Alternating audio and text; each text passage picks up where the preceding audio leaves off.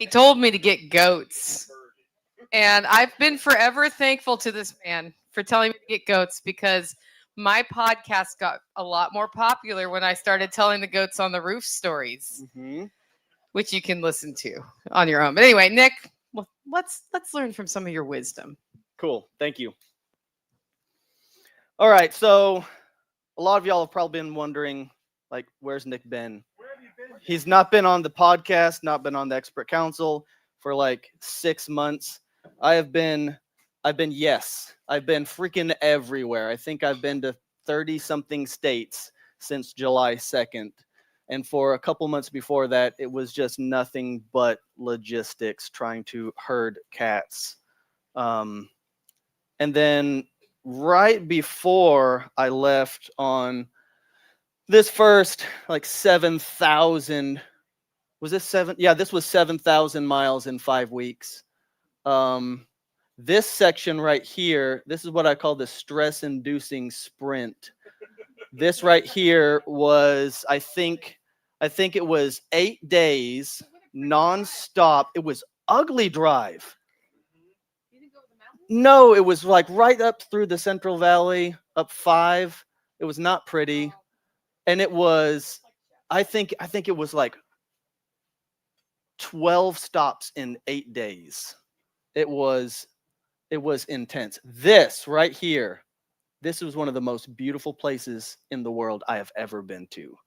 Jaw-dropping. Anyways, right before this trip, we found out we're expecting number 4 end of February. So we're all excited about that. But I came here to talk about homestead design. And,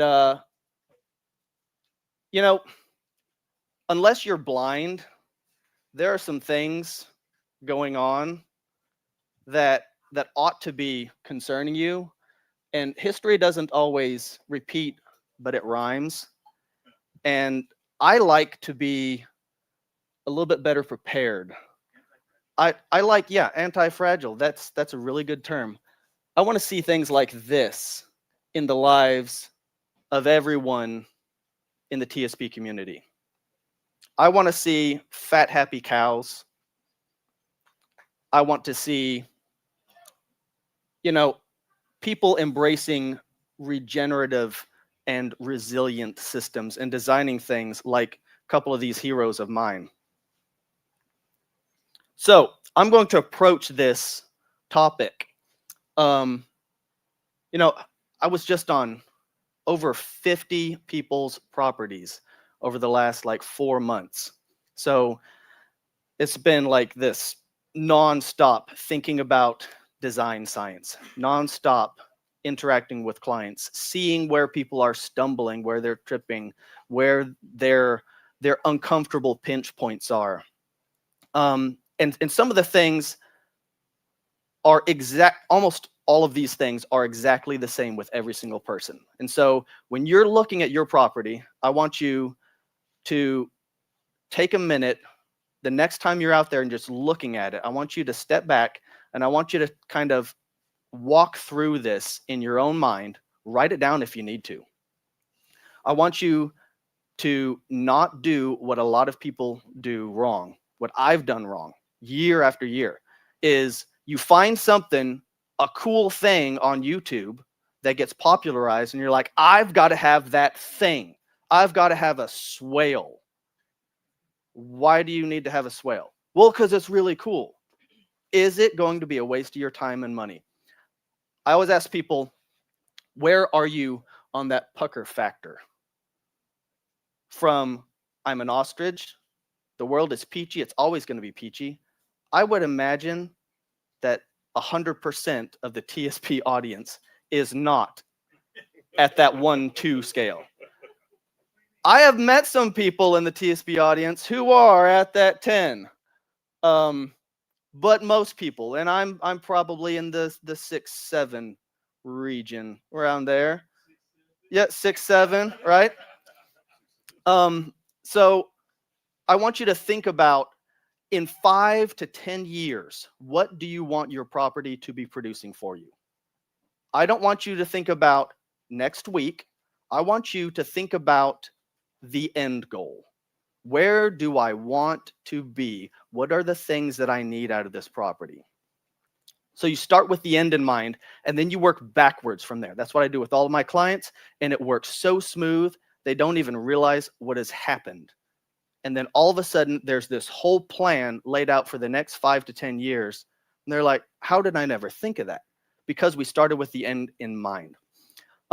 Another thing that a lot of people do, I touched on that just a second ago, they start with the details, and then they work backwards into the patterns. And what happens is you've got a chicken coop here, and I've got a goat barn out there, or I've got, well, there was this amazing deal on goats that I couldn't pass up, so I got goats before I had fence that was sufficient to keep goats in. And then you end up with goats where you don't want them. Goats that might give you great stories, but gave you an ulcer in the process. So, yeah, right? So inverting those two things really, really will get you in trouble. And then those major goals. So once you have that major goal, then what we can do is we can build a strategy to get you from point A to point B. And then within that strategy, then we start implementing tactics to take care of the next step and the next step and the next step to get us to where we need to go, right? So tactics. Jack and I have talked about this before at other events. Tactics and strategy are not the same thing. If my strategy is a regenerative, very resilient, perennial tree crops structured system where I'm raising premium pork products, right? Well, then I want bacon trees. Well, if I want bacon trees and I'm in most areas of the country, well, one of the really great things I can do to implement on my landform are swales. It's not always, but a lot of the time, swales would be great. And then, so the tactics, right? The tactics would be, how do we build a swale properly? I don't want these 90-degree angles. I want it smooth. I want it non-erosive. I'm paying a lot of money to move that dirt. I don't want you to pay a lot of money to move dirt, and you got these 90-degree angled sides to this ditch, and then they all collapse down in, and you have this muddy mess. Yeah, nature will level it back out, but it might take you 5-10 years before that kind of solidifies and gets into a healthy situation. And then half of your volume is just gone because you didn't build it right. So understanding those tactics and implementing them well is really helpful. And then a lot of people will ask, you do this all over the USA, outside the USA, is it different every single time? No, it's pretty much the same every single place. The only differences are, if you think about it like a painter, you've commissioned this painter and you say, I want a landscape of the mountains at sunset. Okay, there's going to be oranges and pinks and stuff. Another person's like, no, I don't like sunsets. I like a mountain, river going into a lake, and I want this water features and blah, blah, blah. Okay, but they're all the same in some way or another. So look for successful examples in your climate type, and look for inspiration from those other successful examples, and then just pick and choose from the things that really resonate with you. All right. I want to get into questions a little bit more, so I'm just going to leave this up here for just a second. Is everyone pretty comfortable with the strategy versus the tactics, or do y'all want me to cover that anymore? Pretty good? Fantastic. Let's look at the property. I've just got some shots here. I'm just going to kind of flip through these. This is the topo overlaid on the satellite imagery right here. This is just LiDAR imagery. This stuff is freaking amazing. Ryan Steva is the one that made this for me because I was too busy. Um, if you want information on this, get a hold of Ryan Steva. So this isn't the SketchUp Google Earth trick where you can get the topo. This is somebody else's. I think he's using that. I don't know exactly. Yeah, great. All right, so property entrance is from the north here. Comes along here, and this is where we're going to enter the property. You see this nice ridge form right here? I always want to keep my roads on ridges. We're going to get into that in a minute. So here's drone footage. There's the entrance, and I just overlaid this, right? So we got kind of the top-down satellite imagery in the top right. Now it's in the top left. This is that kind of middle, weird, triangular kind of piece. This is a nice little spot for a starter house. The slope comes downhill like this. So here are our contours, like this. There's a little tiny frog pond kind of thing, more of an ephemeral pond down there, which can be developed. So we're just assessing this. We're just kind of taking this in, looking at what is available. This is what we would do with every single consult. We're going to look at the landform. We're going to talk about the goals. We're going to assess things. We got power right here. So if we need grid-tied power, if that's going to make sense, we've got it right here. That is going to significantly impact how we develop this property. Because if we've got to bring it to a far part of the property, it's going to be a lot more expensive versus if we can drop directly off of there and build something right here, for instance. We've got a little pond. And this is the bottom 8.5 acres. We've got a beautiful little saddle here. If you're ever hearing people talk about this kind of permaculture stuff, you might hear that term, a saddle. This is the low point in between this hill, this slope, and then this little hilltop right here. We can see that on the topo right here. It pinches down to here, and then there's drainage down here, and there's drainage down here. This is one of the biggest oak trees I've ever seen, and this is another one right here. Some of the biggest oaks I've ever seen in my lifetime. I'm talking like the trunk goes from me to behind Jack. Huge, beautiful oaks. Yeah, easy 300-year-old tree. So we always need to define our goals and our needs. I've dealt with permaculture people who have said, I'm not going to name names, but they're like, bro, these trees have been here for so much longer than you. Maybe instead of cutting them down and making them into a house or a barn or something, you should just maybe look at living somewhere else. I'm like, guys, that's not permaculture ethics. We have to take care of the people. So taking care of people, we need housing. There's nothing on here. It is pasture with so leaning to non-functional fencing. So we're going to have to add fencing. But housing, primary need, water. We've got to have water. Rain catch is not going to cut it here with the amount of roof I'm going to be able to put in. Power. Power is going to be pretty dang easy. So is water. Because of my goals, or this imaginary client's goals, food security is basically the top goal for this client. I want to be able to feed my family.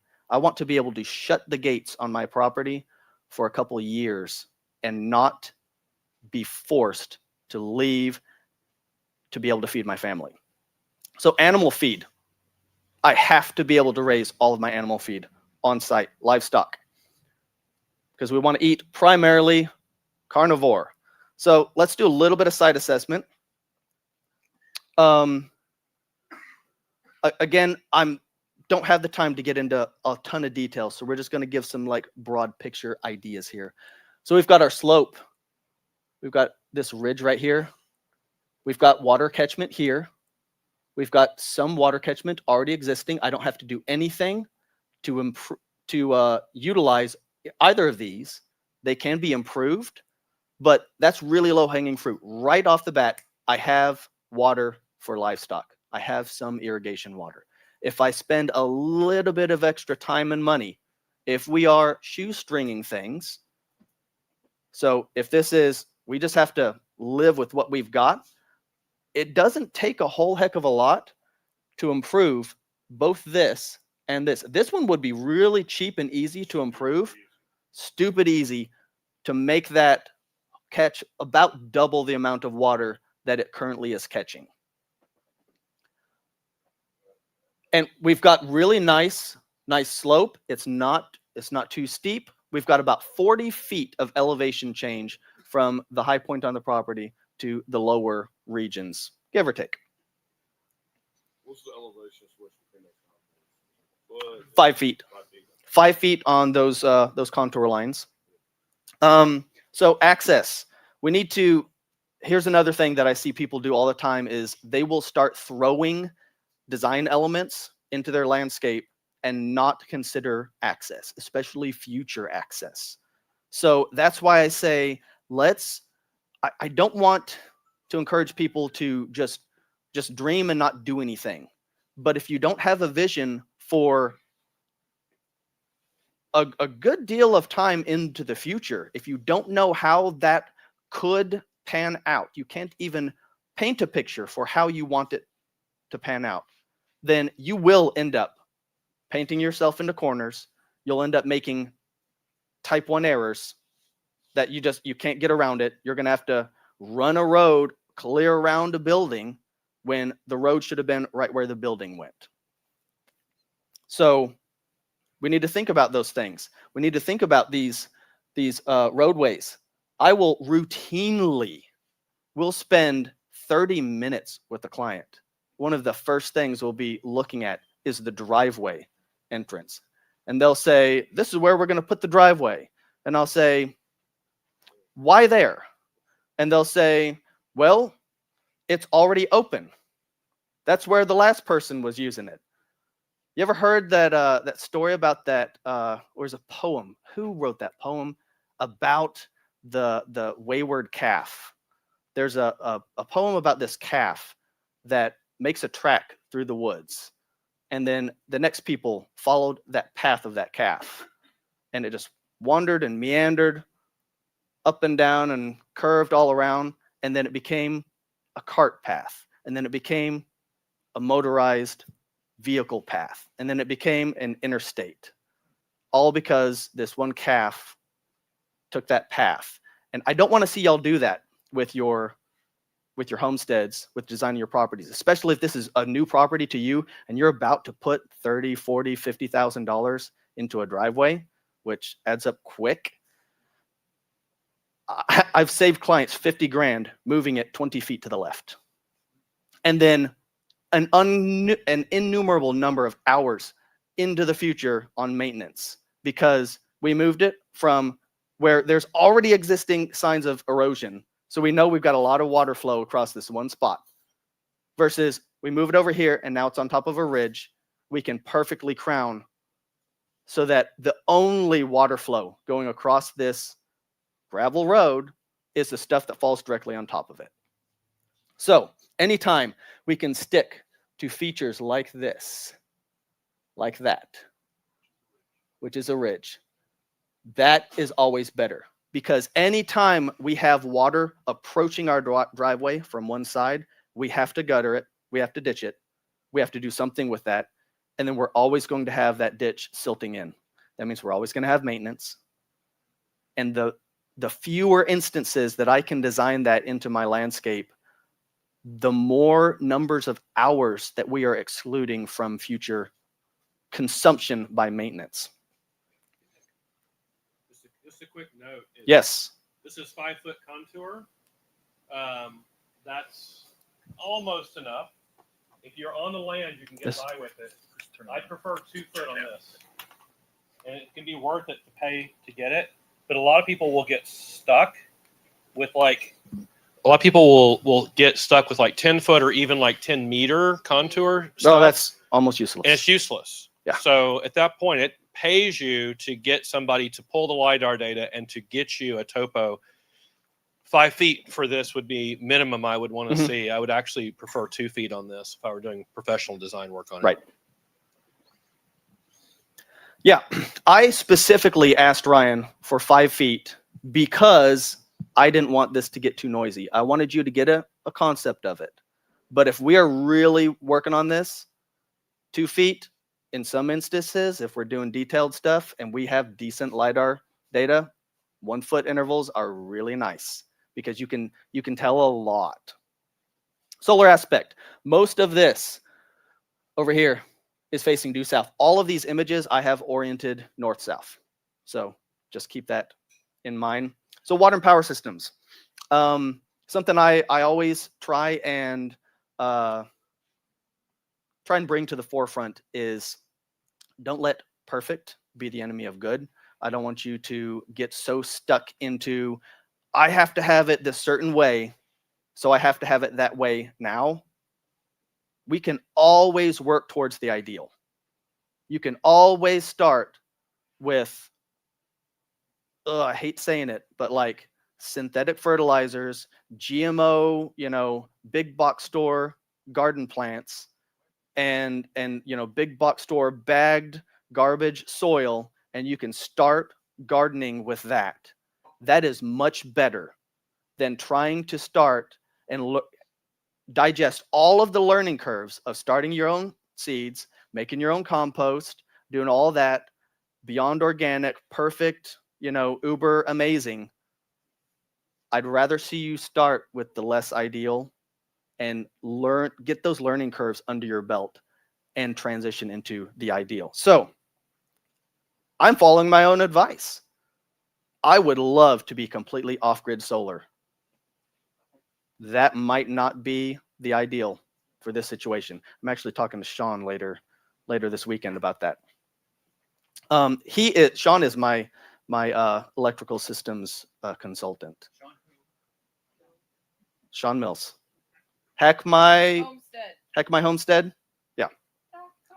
So off-grid solar, fantastic. I would love to have totally off-grid solar. The easy button, I'm probably going with grid power. Large battery bank, so I could handle a week of no sunlight. That would be amazing. Not going to happen. So a couple deep cycle batteries, so I can handle stuff if I got to run a box fan overnight. That's really easy. Just about everybody can do that. We've got some backup generators. I don't need a big, 20 kW generator. Rain catch, so we could have some beautiful, nice, soft water. That would be lovely. That is on my agenda. That is a big goal. But we're probably just going to have to go with the municipal water at the very end of their water line system. But I would like to have a very large cistern. So don't let the ideal get you stuck and consume a bunch of your resources when you can get there eventually. All right, so let's talk about access and infrastructure. I've got some things marked down here. This area in yellow, I mean, that is not an insignificant amount of land, but when it comes to the overall land usage, and we'll get into some of those figures a little bit later, we'll touch on them because we're going to run out of time. That there is something to be said for aesthetics and bringing joy to the people that you have stewardship over. And so my family, my wife, I want to bring joy to her life. So this area is most likely being allocated to nothing but a wildflower meadow. It's not going to be that much. There's already some trees on it. We can see a cluster of trees here. So this is just going to be really pretty. We might end up fencing it later, but I want you to look at how much linear footage of fence I will have to run for just this little bit of pasture. It is not that much. It's probably not going to be worth it to fence that because I have to bring my driveway in right here. This is my only egress My only ingress and egress on this property really is right there. So I have to bring it here. It has to be on this ridge line, because otherwise I'm going to have a lot of maintenance woes, or I'm going to have to truck in a whole bunch of material to make a new ridge line. And I don't want to have to make a new ridge line. I'd rather just use what we've got in place. So we could just build a nice big house right here, but I don't have $500,000 laying around. So we're probably building something more along the lines of what Patrick has started out with on his new homestead. Something little, something to meet our needs. We're going to line it in lace bark elms because I love lace bark elms. They're really hardy. They're gorgeous. It's going to keep our driveway a lot cooler once they canopy out. It's going to help keep the dust down. It's going to be very nice. Looking over here, I'll step over here a little bit. We've got opportunities for water catchment on these sides. We can expand this out. So none of this is set in stone. And I want you to keep that in mind. Just because we make a plan does not mean it must be set in stone and we can never deviate from it. I think once you have an overarching strategy, it does need to be relatively solid, but that doesn't mean it's permanent and can never be changed. You just need to really spend some time assessing whether or not that is something that's just a whim, or if that's a really good thing to switch and change. We have people come in and ask us for a master plan. Mm-hmm. And I say, I refuse to create you a master plan. I don't like them either. You a seed plan. So we use the word seed plan now to get them with the idea that this is the seed from which things will grow. I love it. Means you expect it to change. And if it doesn't change, you failed. Right. Yes. So here, this is a nice, relatively flat. There's a little bit of slope. What I would love to implement, again, I'm not going to let perfect be the enemy of good, but if I had my ideal setup, these greenhouses here would be benched into the soil. I would have them earth sheltered, lots of southern exposure to them, but these would be benched in, and then my grow out area would be just to the downhill, to the south. All of that fertility is flowing downhill. I get to harvest that stuff and move it up and out of the way. Over here, I want a poultry barn. I want my poultry barn situated in a place where I can dump my birds out into an area that they can harvest by themselves, manage, maintain, where I can have livestock guardian dogs to protect them. So I can segregate this whole side. I can fence up here, and I can fence along this swale right here, which is going to be a natural delineation. And all of this on this side, the whole fodder system area can all be fenced in, protected by livestock guardian dogs. Because guys, these mulberry trees and willows, they are deer candy. Everything that likes to eat leaves likes to eat them. So you have to protect them or they will be obliterated. Roads on ridges, we got that. Structure orientation. Oops. Head back. Structure orientation, we've got nice southern exposure. I would really like to have a large building that's going to have a really nice amount of rain catchment on that. So I can dump that into a cistern. So I'm putting that into my big overarching goal. That's not happening anytime soon, but if I don't know where that needs to happen, I can't design and function and operate in the intervening years. So that has to go in here. Housing right here, I don't need it in my climate, but if we do need livestock housing, I don't want it right next to my house. I understand the permaculture zones and everything. I am totally fine with our overarching family structure the way we're designing things, having things spread out a little bit. I typically don't go for this, but this property, because of its layout, because of its structure, it is probably, and because of what we want, how we want to live our lives. I don't want those birds right on top of us. I don't like hearing them. I don't want my livestock right on top of us. I want them a little bit further out. So we're pushing that a little bit further out. This is going to make for very easy access, trucking animals out. And when we get into the numbers a little bit later, you'll understand why I'm doing that. Phased implementation. You know, that is what I'm talking about with all of these things where it's going to cost some extra money. I don't have the thousands of trees to put in there right now. I just lost quite a few thousand this summer while I was gone. That just happens. So let's look at what could things look like. Here's that ridge coming down, right? Here's that ridge coming down right here. There's actually the remnants right behind this structure. That's some amazing artwork style. I'm very proud of that. There's the remnants of a terrace right there. So I have on the uphill side, upgrade from this possible building site, I have water catchment where I can divert overland water flow so I don't have water flowing up against or running underneath my structure, running up against a driveway parking. I don't want to see stuff like that. And then I threw this blue line for the swale down right there, just to keep y'all oriented. Food production. So, like I said, food security. This is my main goal, my main focus. I want to be food secure on my property at the end of 3 years from now. I want to be able to produce 100% of our caloric needs on this property within 3 years.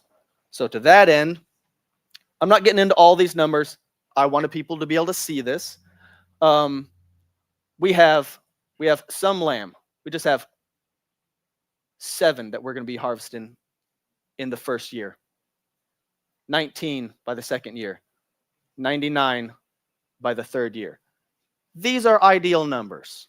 I am not saying that this will actually be the numbers that we're experiencing, but using Cornell's star breeding system and St. Croix lambs, this is a reasonable to ideal outcome. That's total pounds of meat for 7? Or per lamb? For 7. Okay. That's the total. That's total.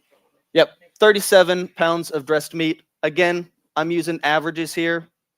Don't hold me to any of these numbers. Your results are going to vary. A Muscovy duck is normally going to dress out around 4 pounds. Depends on how long you go. So I've calculated up. These are all estimates, right? These are estimates. This is my calories. Again, estimates. So, you know, we're raising 6 pigs. That's staying consistent. We're raising 2,000 quail a year. That's going to be consistent. We love eating quail, and they're really simple and easy. And with black soldier fly larva and the white mulberry and the duckweed, we'll get into that. All those things make quail very, very viable. Dexter beef, we're not getting anything. We might get 1 male that we can harvest in year 2. Probably not. And maybe 2 in year 3. But the big thing that we're going to be pushing to start out with is lamb, because they reproduce so fast. We love the meat. Oh my gosh, the lamb Jack made. You need to, you've got to get that rub recreated. You've got to get that rub recreated. All right, we're starting small. Yeah, I'm going to make myself hungry. We just ate lunch. Rabbits, quail, pigs. Listen, I understand running your pigs in pasture. I understand running them in the forest. I am probably, because of my situation, the setup, and what I can do, and what I don't want to see happen to nice, beautiful, established pasture, as I don't want these pigs wrecking it. So they're going in Korean natural farming, more of a confinement situation. where I'm importing and exporting all that bedding. They're going to be happy. It's going to be a healthy, safe environment for them, and we're going to get really good production. Perimeter fencing, like I said, we're adding St. Croix sheep, and we're phasing in Dexter cattle. They are a breed that's about half the size of a typical like Angus or Hereford or whatever. I love Dexters. It's going to play very well into agrotourism later on. And there's a growing demand for Dexter breeding stock in the homesteading community. So one of my big things, like Nicole was talking about, one of those big products is that I want to be exporting here are Dexter breeding stock, as well as the St. Croix. So we're just going to be adding those every year. I'd like to buy about 2 bred cows every year to add in. So I'm adding in genetic diversity. I can get a little bit of genetic diversity from there, a little bit from there, a little bit from there. And then I have a very nice, diverse genetic herd. I've got some really good stuff from here and here and here. I've got a little bit of dairy character from that one, a little bit of beef character from this one, so on and so forth. Mixed path. So this is with the lamb and the beef. I just want you to just see some of these numbers, how it steps up year after year. This is my meat yield in pounds per year, right? So it's not very much here. That's a lot more. And we're really cranking it up, all because of those sheep. That's my sheep. And then we can just step stuff down, and then we can sell breeders with all of the excess production. The further we get into this, the more we are able to choose, pick and choose. Do we want to eat mostly lamb because we just love it? Do we want to eat mostly beef because we just love it? I don't do most of the cooking, my wife does. So a lot of it's going to come down to, does she even want to deal with the lamb? Or does she I just like cooking beef. Okay, babe, we're ramping up the cows. Doesn't matter to me. They're both going to produce meat. But here's the big thing, because I want resiliency. So if there's a drought, I want something that's going to produce a high protein content leaf matter in the summertime when my grass protein content drops down single digits, 4%. You can actually have cattle starving to death on low protein pastures with their rumens full because they just don't have enough protein. So instead of buying soybean meal, I'm going to be growing soybean trees, which are white mulberry. These are average numbers. I've got you a range. The fresh matter, 13 to 16 tons per acre per year is a decent range. Dry matter, because a lot of the stuff that you're going to see is going to deal with dry matter. So I pulled those numbers for you. It can be closer to like 3 or 4 on the low end, but I've seen numbers higher up to like 12 tons of dry matter per acre per year out of irrigated, well-managed mulberry. And these are white papers that I'm pulling these data points from. Tree hay. Yep. So we're talking about animal units per acre per year.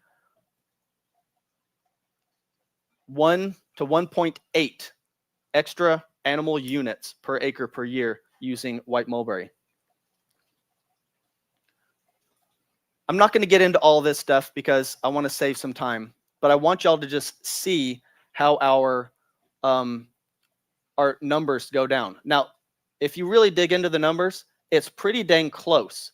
The acreage that I'm consuming by using the white mulberry versus if I just use that as pasture, because we get 44 inches of rain in East Texas.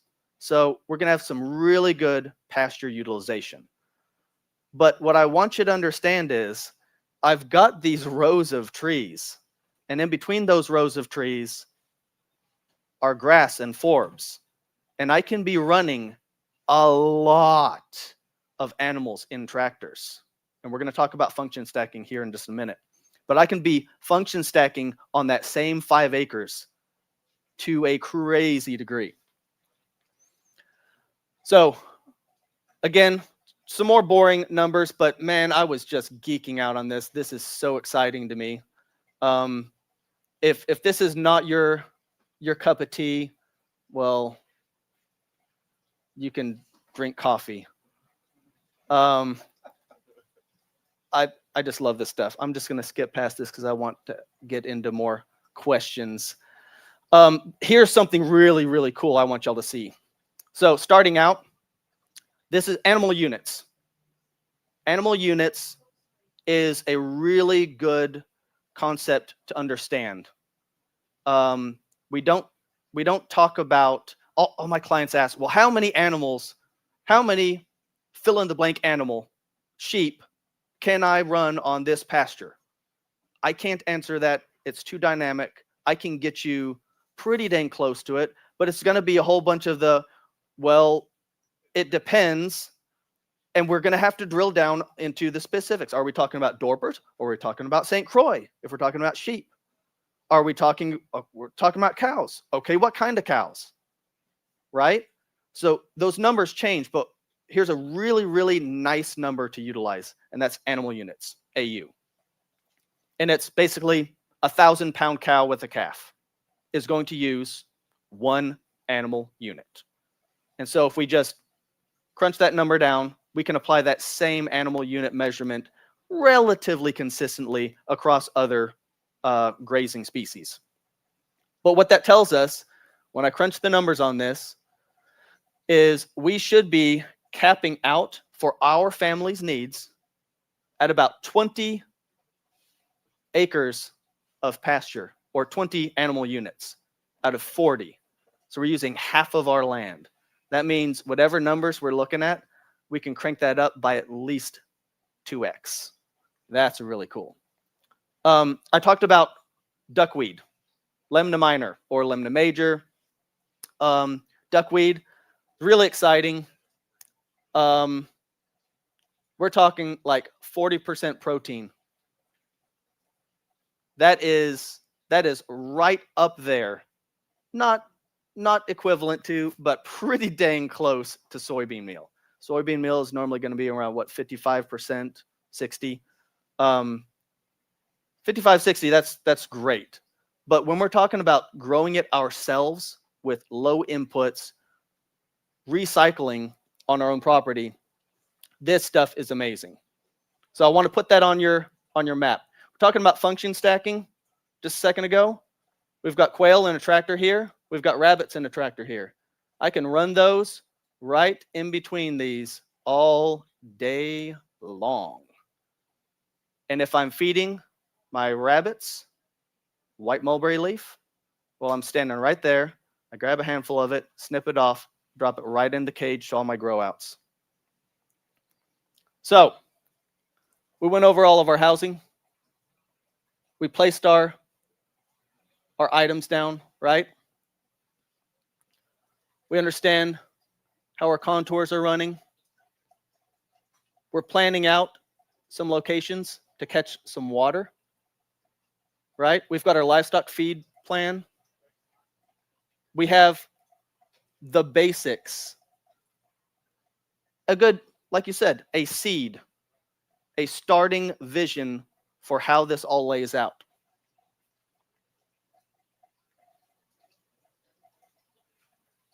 So I'm going to open it up for questions.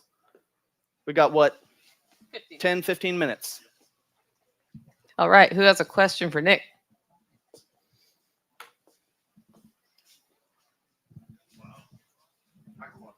You just got to give him a second. This one. Yeah, real simple. Where are the goats? Where are the goats? Yeah. On the roof. On the roof. So I like goats just fine. I don't just pick animals because I like them. I choose them to serve a purpose, and I also want to implement design elements. Goats would be a design element in my lexicon. Cattle would be a design element. I want to implement those design elements when they are appropriate and when they progress my end purpose and goals. I don't want to just choose to do something because it sounds like a good idea. It actually has to be analyzed and assessed and move the needle.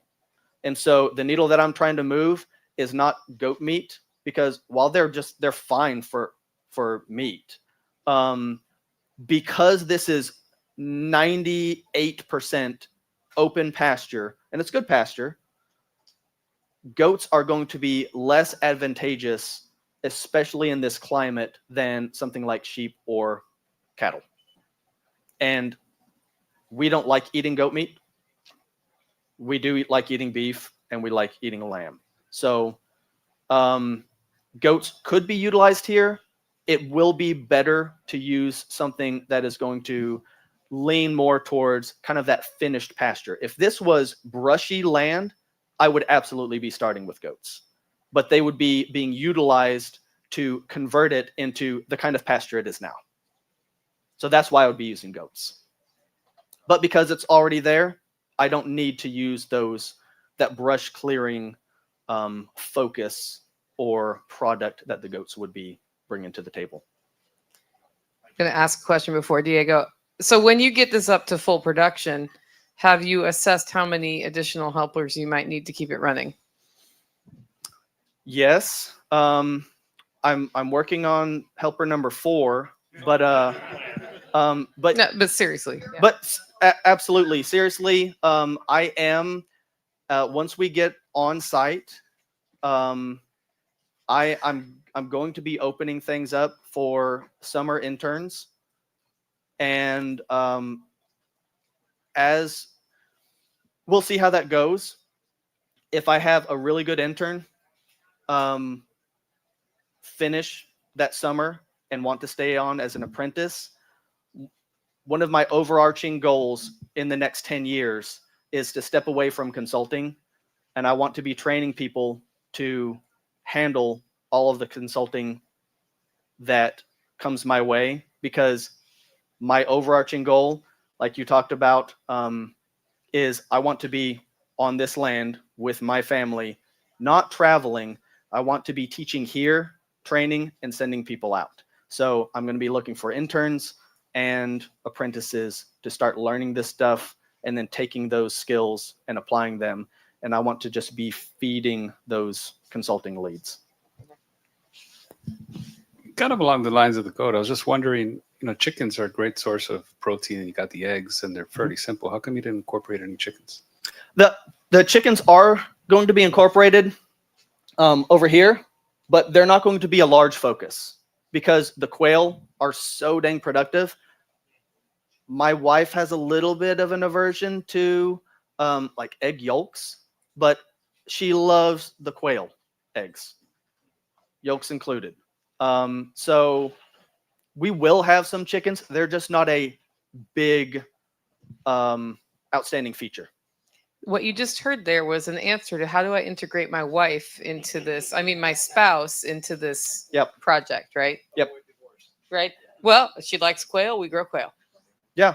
It meets the same needs. Man, the quail, 2 months from egg to table or egg to more eggs, that's fan-freaking-tastic.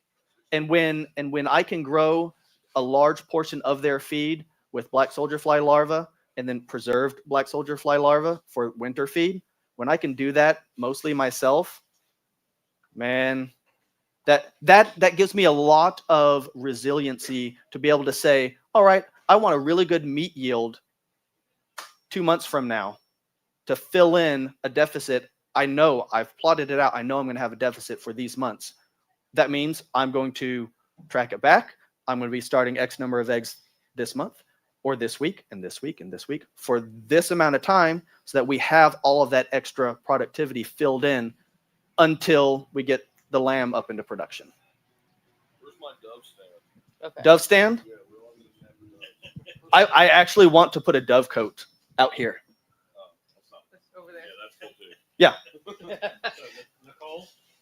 tell my design students they didn't realize it when they signed up to be a design consultant. They also signed up to be a marriage counselor. There's a lot of that goes on. We've had like 3 questions about that so far. You're talking about your kids. Unfortunately, they like to get older.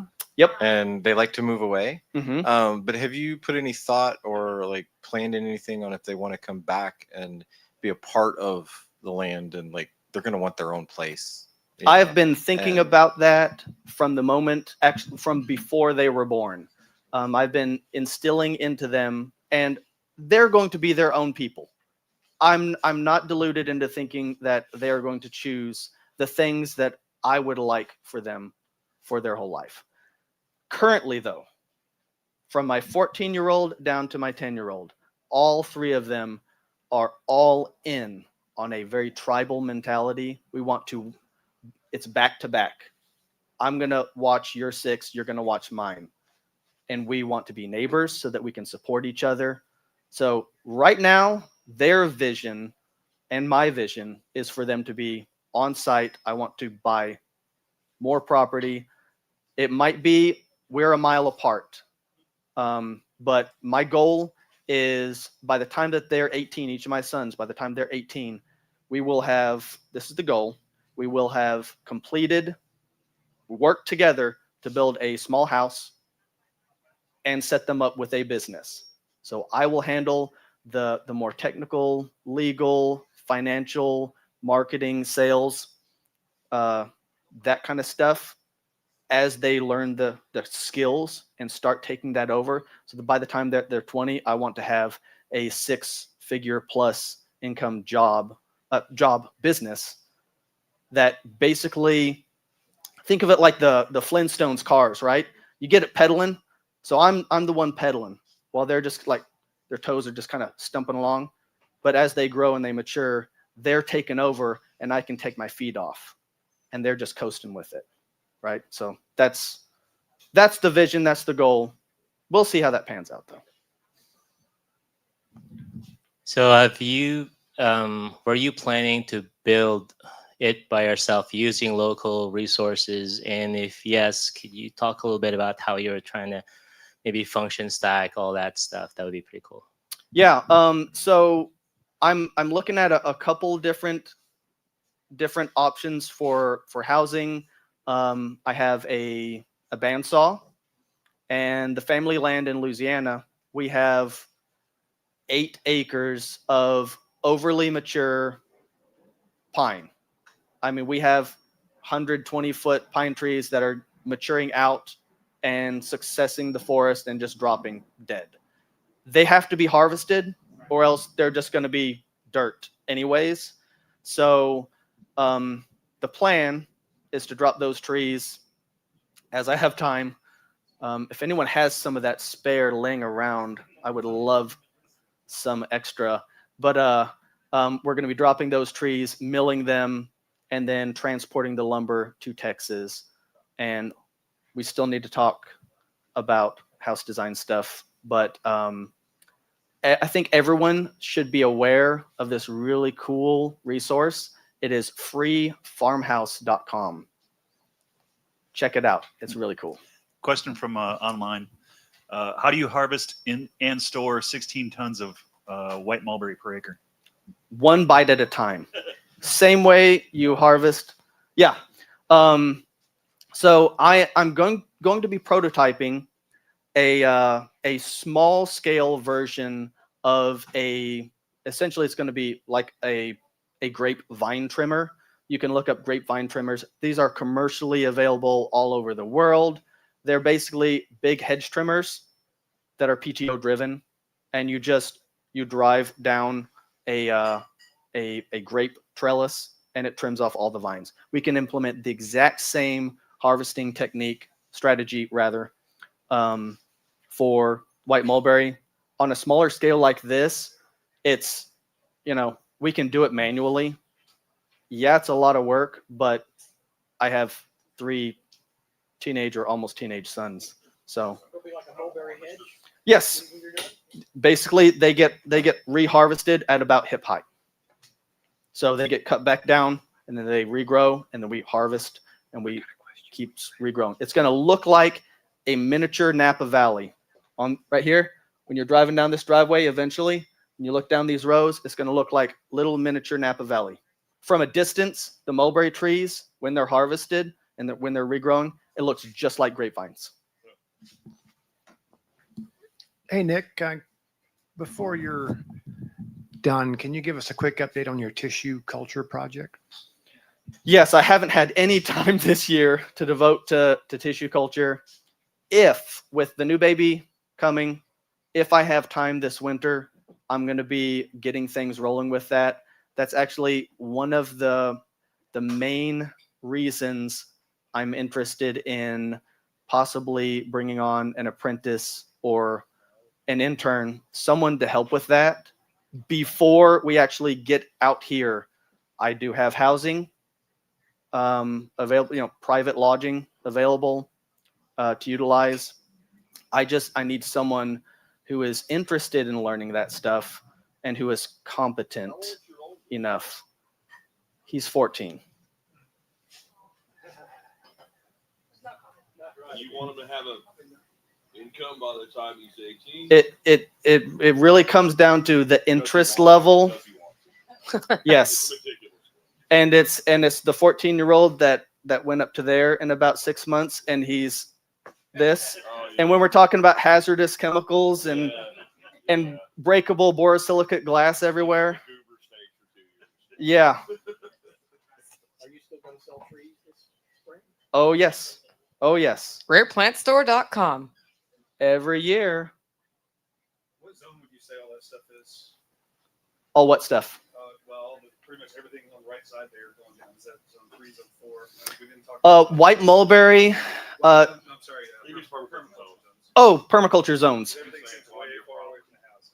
Yes. Well, like I said, with the zones, I am planning for a somewhat decentralized because I'm going to need multiple locations on that property for housing. It's basically a zone 2 that's going to be treated a little bit like a zone 3 because the regrowth on the fodder is going to be kind of staged out. So I'd say most of that to the right is going to be about a zone 2 because we're going to be stepping foot on it at least every month to harvest. Any other during questions? the harvest months. What's your width between your rows of mulberry? I'm not 100% positive. I'm still working out my my equipment, just like with harvesting. Yep. So I'm guessing anywhere from 10 is the closest between the rows up to 16 or 20 foot. I'm leaning more towards like 12 to 16 feet in between my rows to give me enough room for the trees to grow out into it, and then also to get enough yield out of the interplanted space to get good forbs and grasses so I can tractor my animals. Anything else? Let's hear it for Nick Ferguson. Thank you. Okay, we'll be back here at 3 o'clock, I think. 3 o'clock with Alan Booker.